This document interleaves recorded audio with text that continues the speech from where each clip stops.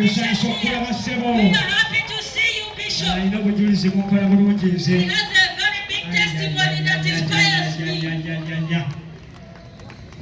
Tata wakiri newankubadde Ebola yajja wakiri bongaako otera kazindaalo kale bw'ofuyirirako kuno okufuuyira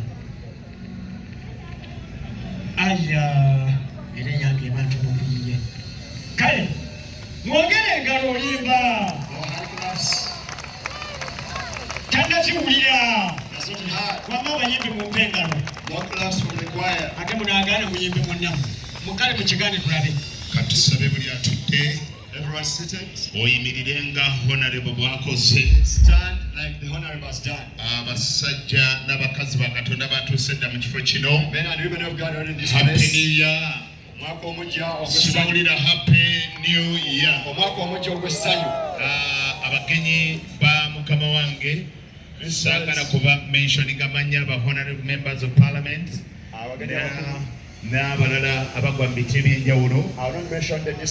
Mukama wange bw'anaabazze ajja kuba recognizinga. Naye njagala okubagatta awamu mwenna ng'agamba nti Mukama yeebale kubatuusa olunaku luno olusembayo oluggalawo omwaka 2022. Thanking God to bring you on this last day. Era katwandike emikono gyaffe tukubire Katonda engalo ez'amaanyi tumuwe ekitiibwa. Let us celebrate our Lord mightily.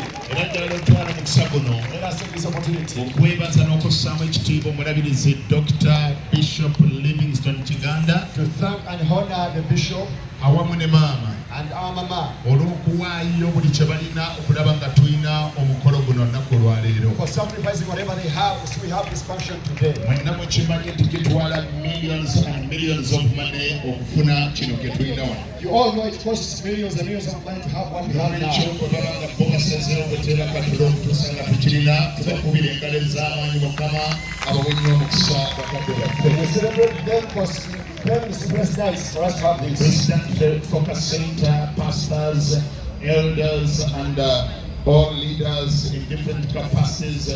I want to salute you all for all the effort to make sure that we have this kind of event today. May the Lord richly bless you. Abakulembeze n'abasumba mwenna abakristiyani mu kasenta mwebalire mukoze okulaba nga tulina omukolo guno Mukama wayinywa omukisa. Hallelujah.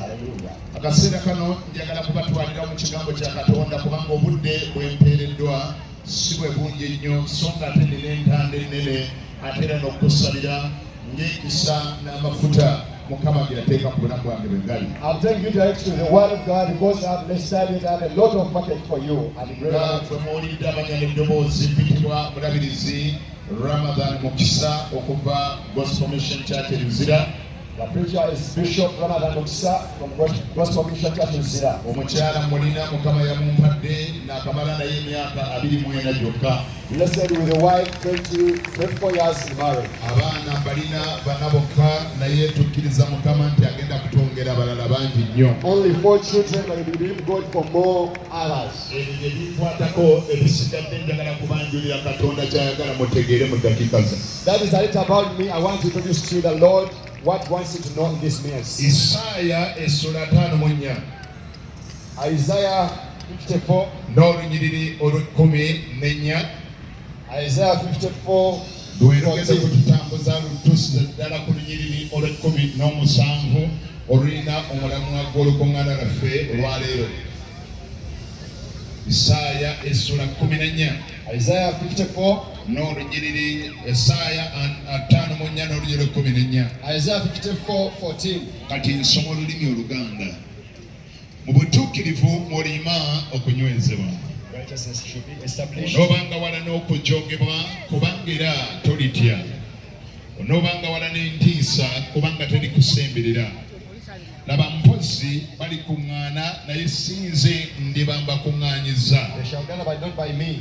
Naye buli alikukuŋŋaanirako aligwa ku lulwo. Whoever shall gather against thee shall fall by them. Laba natonda omuweesi afukuta omuliro gw'amanda n'aggyamu ekintu ekikola omulimu gwe. Behold, I have created the smith that blows the coals, the Era fire. natonda n'omuzikiriza okufaafaaganya.